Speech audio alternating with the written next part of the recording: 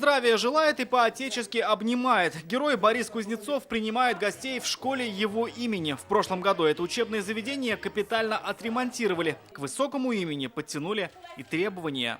Стало намного удобнее, красивее, как бы просторнее стало. С этого года в школе имени Героя учатся 426 ребят. Это 20 классов. Борис Кузнецов лично контролировал каждый шаг стройки, чтобы детям было комфортно. После того, как в школу пришел капремонт, она изменилась минимум по 3 пунктам.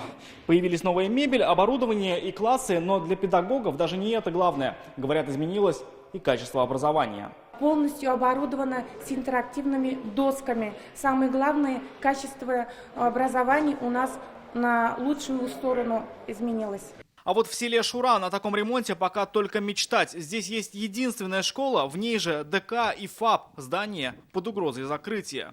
Возведенный в XVIII веке Андреем Нормандским, в данное время производит очень тяжелое впечатление. Вопрос поднимают на районной сессии. Здание обветшало, но в нем продолжают учиться. Если школу закрыть, то придется ехать за 30 километров от дома. Просим наше государство, что они нам помогли построить нам новую, современную, отвечающую всем требованиям школу. Озвучиваются проблемы, делятся успехами. Сессия Лаишевского района идет с участием Бориса Кузнецова. Кроме именитого земляка, лаишевцы могут гордиться и самыми большими средними зарплатами по республике.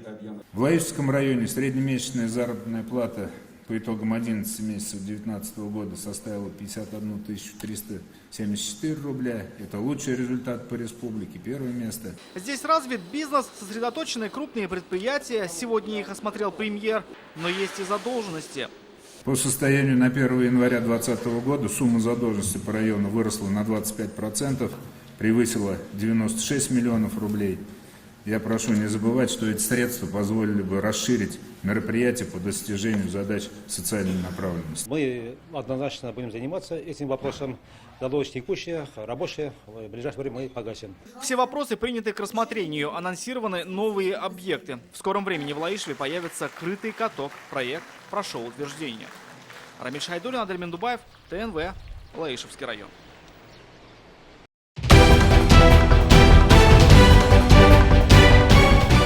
Все новости дня, выпуски программы «Новости Татарстана», программы и фильмы на сайте tnv.ru и на YouTube-канале ТНВ. Подписывайтесь.